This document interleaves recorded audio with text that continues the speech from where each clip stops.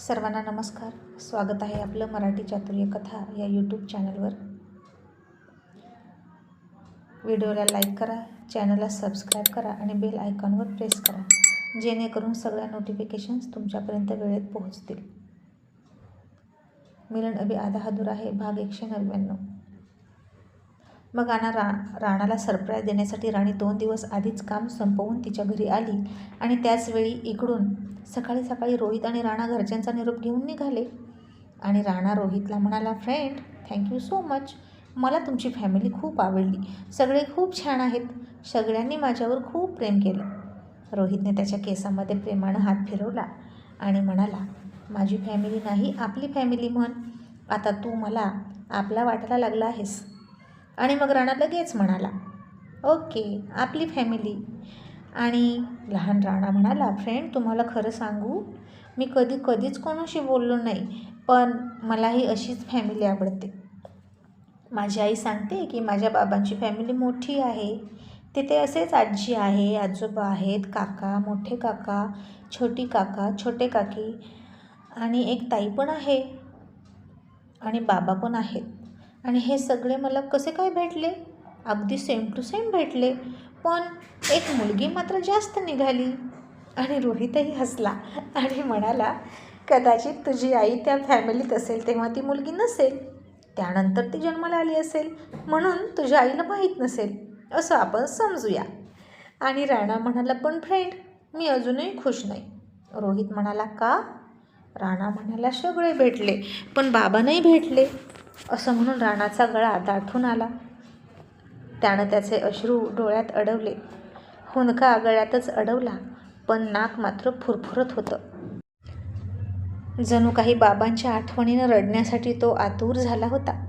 आणि कितीही अडवण्याचा प्रयत्न केला तरी त्याच्या टपोऱ्या डोळ्यातून अश्रू खाली पडायला लागला. तसं रोहितने त्याचा अश्रू त्याच्या बोटावर घेतला आणि त्याला दाखवत म्हणाला, राणा, रडायचं नाही, मी आहे ना. मी तुझ्यावर मुलासारखं प्रेम करतो आणि म्हणून मी तुला पूजेमध्ये घेतला. माझ्या मांडीवर घेतला की नाही? आणि खरं खरं सांग, तुला त्यावेळी वाटलं होतं ना की मीही असाच माझ्या बाबांच्या मांडीवर बसलो असतो जर माझे बाबा जवळ असते तर? राणा म्हणाला, तुम्हाला कसं कळतं माझ्या मनातलं? आईला पण असंच कळतं. आणि रोहित म्हणाला, माहीत नाही, तुझं आणि माझं कनेक्शन इतक्या कमी दिवसात इतकं स्ट्रॉंग कसं झालं, मला माहीत नाही. आणि त्यानं राणाला मिठी मारून जवळ घेतलं आणि म्हणाला, काळजी करू नकोस. जोपर्यंत आपण शेजारी राहतोय ना, तोपर्यंत मी तुला विसरणार नाही. आणि राणा म्हणाला, आणि जर आपण शेजारी नाही राहिलो तर तुम्ही मला विसराल? रोहित म्हणाला, नाही, शक्यच नाही. मी तुला भेटायला स्कूलमध्ये येईल, डोंट वरी. आता हस. म्हणून रोहितनं त्याला गुदगुल्या केल्या. आणि राणासुद्धा हसायला लागला, अगदी गोड गोड, खुळखुळ्यासारखा. आणि रोहित म्हणाला, राणा, तुला पण बाबांची आठवण येते का रे? राणा म्हणाला, खूप येते. रोहित म्हणाला, मग तू तुझ्या आईला कधी विचारलं नाहीस का त्यांच्याबद्दल? मला त्यांना भेटव असं म्हणाला नाहीस का कधी? राणा म्हणाला, त्यांचं नाव काढलं की आईला वाईट वाटतं. तिच्या पण काही इमोशन्स असतील ना, जशा तुमच्या गुलाबाच्या गार्डनविषयी होत्या तशा. मग कशाला बोलू आणि तिला हर्ट करू आणि आईला दुःख होईल असं मी नाही वागत. माझ्या आईला मीच आहे आणि मला फक्त ती आहे. असं म्हणून राणाचा पुन्हा कंठ दाटून आला. आणि रोहित म्हणाला, बरं मला सांग, तुझी आई तुझ्या घरच्यांविषयी, बाबांविषयी नेहमी चांगलंच बोलते का? राणा म्हणाला, हो. उलट माझे बाबा कसे होते ते आई मला सांगते आणि मीही तसाच वागतो. आणि माझी आई माझ्या बाबांचा खूप रिस्पेक्ट करते. आणि आता रोहितला राणीविषयी म्हणजेच राणाच्या आईविषयी थोडं कुतूहलच निर्माण झालं. आणि त्यांचा मॅटर आहे तरी काय हे त्याला कळेना. आणि मग आतासुद्धा रोहितनं रस्त्यानं जाताना त्याला भरपूर खाऊ वगैरे घेतला. आणि इकडे त्याच्यासाठी खूप सगळे गिफ्ट घेऊन आलेली राणी दोन्ही हातातल्या बॅग आणि पर्स सावरत फ्लॅटच्या समोर उभा होती. आणि तिनं बेल वाजवली. राणा अजूनही झोपेतच असेल तर गुपचूप आतमध्ये घुसायचं असं समजून तिनं बेल वाजवली. आता नेमका दरवाजा तिच्या नोकरनं उघडला आणि राणीला समोर बघून भूत बघितल्यासारखं ती समोर बघायला लागली आणि प्रचंड हादरली होती आणि मा मा मॅ असं बकरीसारखं करायला लागली. राणीनं तिच्या तोंडावर बोट ठेवलं आणि म्हणाली, काहीच बोलू नको. राणा झोपला असेल ना, तर तू बोलू नकोस, त्याच्यासाठी सरप्राईज आहे. या बॅग आतमध्ये ठेव, असं म्हणून राणी आत आली आणि ती नोकर खूप घाबरली होती. तिचा नवरासुद्धा आता जवळ नव्हता. आज ती एकटीच झोपली होती आणि ती म्हणाली, मॅडम अहो तुम्ही तर परवा येणार होता ना. राणी दबक्या आवाजात पण एक्साईट होऊन म्हणाली, अगं काय करू. राणाची खूप काळजी वाटली. त्याला सरप्राईज देण्यासाठी मी पटपट काम उरकलं. 2 रात्री झोपली नाही गं. आता राणासोबत छान झोपेन. आज संडे आहे ना, तर तो पण घरी असेल आणि जेव्हा तो उठेल ना आणि मला त्याच्या शेजारी बघेल तेव्हा राणाला किती आनंद होईल, असं म्हणून राणी स्वतःच एक्साईट होत होती. आणि ती नोकर म्हणाली, मॅडम अहो ऐका ना, तो राणा. तशी राणी म्हणाली, थांब गं, मी फ्रेश होऊन आले, असं म्हणून बाथरूममध्ये घुसली. तोपर्यंत ही घाबरलेली मोलकरीण तिचे हातपाय थरथर कापायला लागले आणि तिने तिच्या नवऱ्याला पटकन फोन केला आणि म्हणाली, अहो खूप मोठी गडबड झाली. राणाची आई आली आहे आत्ता.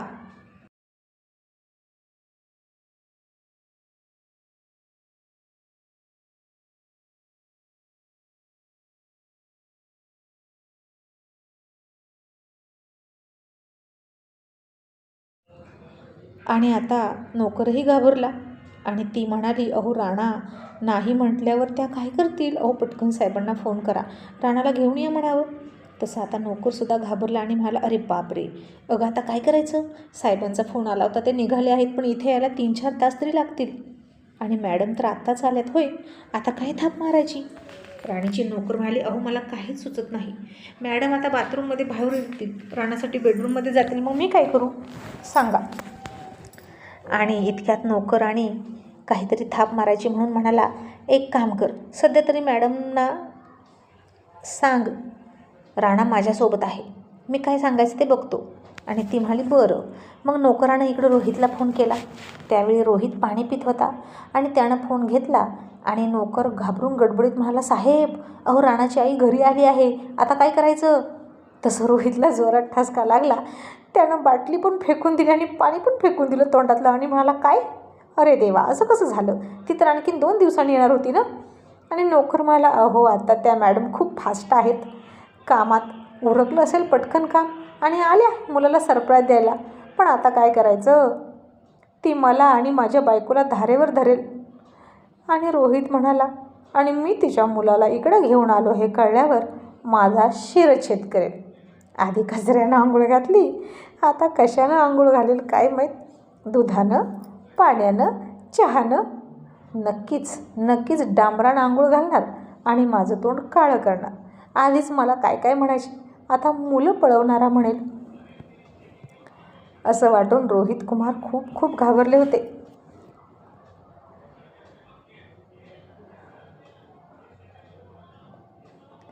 आणि ए बाबा, पटकन काहीतरी एखादी थाप मार, 3-4 तासासाठी तिला सबर कर म्हणावं, आम्ही येतोय.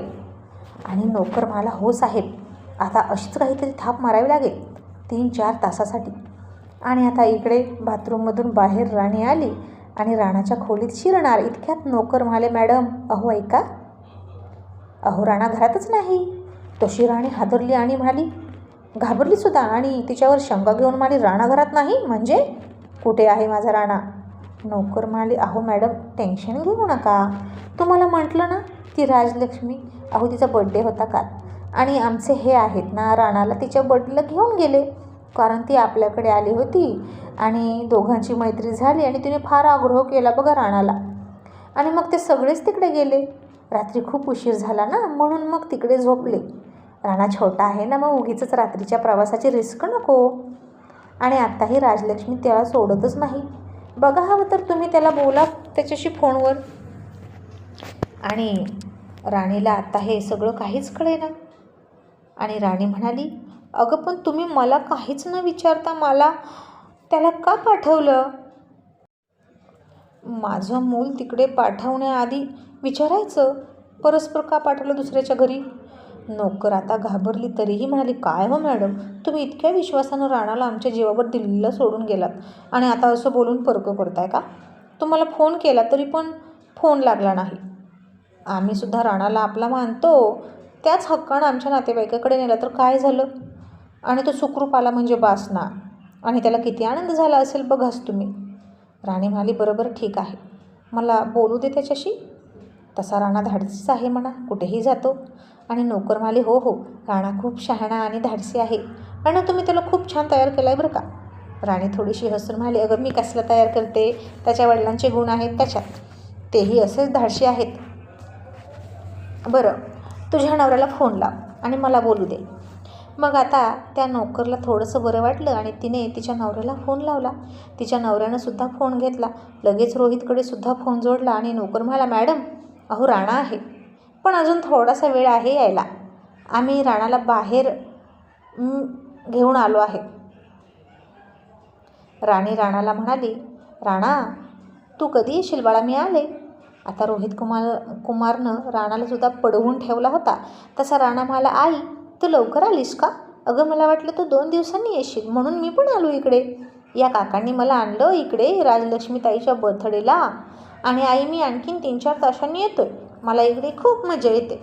राणी म्हणाली, बाळा, असं काय करतोस रे, मी तर आतुर झाले आहे तुला बोलण्यासाठी, बघण्यासाठी, आणि तू असा का करतो? राणा म्हणाला, आई, चूक तुझी आहे की नाही, तू का मला सांगून नाही आली, मग मी नसतो आलो इकडे. आता थोडंसं थांब, मला आता इकडे आलो तर सगळं बघू दे, सगळ्यांना भेटू दे. इथे गुलाबाची खूप छान बाग आहे, तर मी तुला गुलाब घेऊन येतोय. तुला आवडतात ना गुलाब? राणी म्हणाली, हो हो, आणि फोन ठेवला. आता राणाशी बोलली. राणीला समाधान झाटलं आणि चला, त्याला सरप्राईज द्यायचं होतं, तिलाच सरप्राईज भेटलं. मग राणीनंही आरामच केला. इकडे रोहितलासुद्धा बरं वाटलं आणि माझं नाव मात्र तिला कळू नये, नाहीतर माझं काही खरं नाही. मी 3-4 दिवस त्याला घेऊन गावी आलो हे राणीला कळता कामा नये, म्हणजेच राणाच्या आईला. कारण माझा त्याच्यावर काहीच अधिकार नाही. कितीही आवडत असला तरी राणावर आपला जास्त हक्क नाहीच असं त्याला वाटलं. त्यानं राणालाही सांगितलं आणि राणा म्हणाला, डोंट वरी फ्रेंड, आता मी तुमच्यात आणि माझ्या आईमध्ये सुद्धा फ्रेंडशिप घडवून आणणार. रोहित चकित होत म्हणाला, ती कशी? राणा म्हणाला, तुम्ही बघा तरी. आणि मग आता रोहित थोडासा रिलॅक्स झाला आणि ते त्यांच्या सोसायटीमध्ये, त्यांच्या बिल्डिंगखाली पार्किंगमध्ये आले. तिथंच त्याचा नोकर राणाची वाट बघत होता. राणाचे सगळे गिफ्ट, गुलाबाची फुलं त्याच्या हातात दिली आणि राणाला घेऊन तो राणीच्या घरी गेला. रोहित चोरासारखा खूप त्याच्या फ्लॅटमध्ये शिरला आणि त्याचा जीव भांड्यात पडला. आता राणीसुद्धा झोपेतून उठली, चहा पित होती. बेल वाजली तसं राणीला वाटलं राणा आला, म्हणून राणी स्वतः आली दरवाजा उघडायला.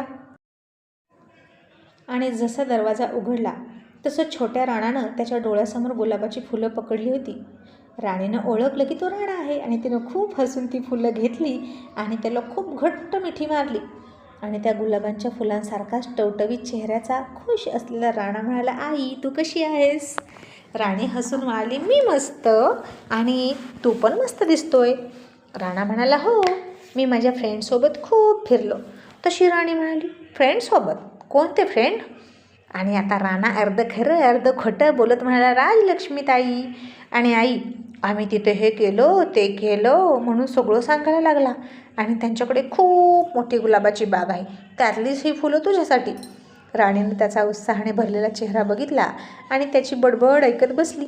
आणि तिची नोकर आणि रोहितचा नोकर तिला हात जोडून म्हणाले, मॅडम, तुम्ही सोपवली जबाबदारी आम्ही पार पाडली. तुमचा मुलगा छान सांभाळला का?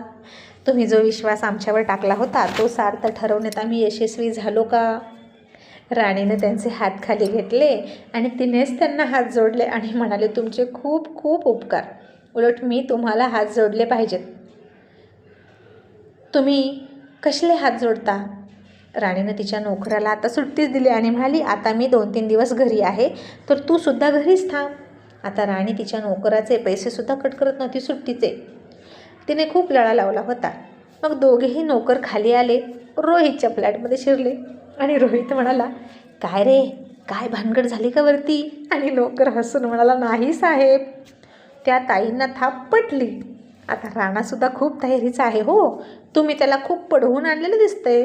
रोहित खूप हसला आणि म्हणाला, अरे त्याला काही सांगायची गरजच नाही, तो खूप हुशार आहे. नोकराची बायको म्हणाली, हो ना, सकाळी मी खूप घाबरले होते, पण मॅडमनी सुद्धा विषय जास्त ताणला नाही. मॅडमसुद्धा खूप छान आहेत, बोलायला खूप फ्री आहेत, कुठलीही गोष्ट जास्त मनावर घेत नाहीत आणि सिरियसही होत नाहीत. नाहीतर इतका छोटा मुलगा त्यांना न विचारता आम्ही कुठेतरी पाठवला म्हटल्यावर एखादी आई किती चिडली असती. कुणी त्याला किडनॅप केला की काय असं म्हणाली असती. पण मॅडम समोरच्यावर विश्वास टाकतात आणि मला त्या म्हणाल्या की राणा धाडसी आहे आणि मी त्याला कुठल्याही गोष्टीत अडवत नाही. तो त्याच्या वडिलांसारखा धाडसी आहे. आणि तुम्हाला सांगू, जळलं मेलं लक्षण त्याच्या नवऱ्याचं. त्याला काय फोड उठला होता कुणास ठाऊक, इतक्या चांगल्या बायकोला सोडून दिली. तुम्हाला सांगते साहेब, मॅडम खूप छान आहेत हो, प्रत्येक शब्दाला नवऱ्याची आठवण काढतात. राणाचं नाव काढले की प्रत्येक गोष्ट नवऱ्याची राणामध्ये ठसवली आहे त्यांनी. बिच्चारी त्या मुलामध्ये स्वतःच्या नवऱ्याला बघतात. राणासोबत नवऱ्याचा सुद्धा बड्डे साजरा करतात, पण त्याला मात्र मॅडमची कधीच आठवण येत नाही. त्यानं तिला इतका त्रास देऊनही नवऱ्यावर इतकं प्रेम करणारी बाई मी पहिल्यांदाच बघितली. आणि तो जर सापडला ना मला तर चांगलाच इंगा दाखवते, असं ती नोकर हातातल्या बांगड्या मागं सरकवत म्हणाली. आणि रोहितला उगीच टेन्शन आलं आणि तो म्हणाला, अगं तू काय इतकी टेन्शन घेतेस, ते नवरा बायको बघून घेतील ना. आणि तो नोकर म्हणाला, मी काय म्हणतो, मॅडम त्यांच्या नवऱ्याला जर कळालं की त्यांचा मुलगा आता इतका मोठा झाला आहे तर ते मुलाला घेऊन जातील का हो सर.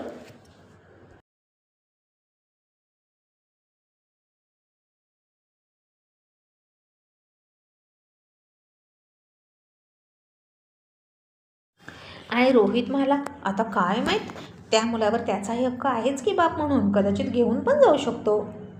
तशी नोकर दात ओठ खात म्हणाली, असा कसा घेऊन जाऊ शकतो, ज्या आईनं त्याला 9 महिने 9 दिवस पोटात वाढवला, एकटीनं मोठा केला, इतके चांगले संस्कार दिले आणि आता तो येईल आणि असाच घेऊन जाईल का.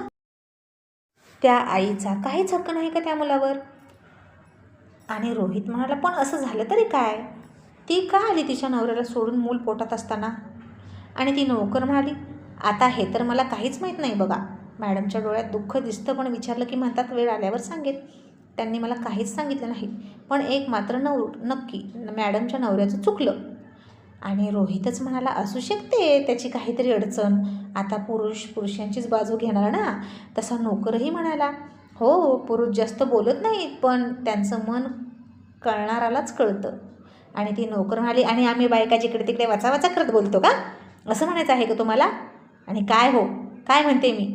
तसं नोकर तिला म्हणाला, अगं शांत बाई शांत, प्रश्न तुझ्या मॅडम आणि त्यांच्या नवऱ्याचा आहे ना, तुझ्या माझ्यात कुठं भांडण लावून घेतेस. आणि मग ती गप्प झाली. आणि रोहित खूप हसायला लागला आणि म्हणाला, बरं झालं हिच्या शिव्या थांबल्या, नाहीतर उगीच मला असं वाटत होतं की ती मलाच शिव्या देते.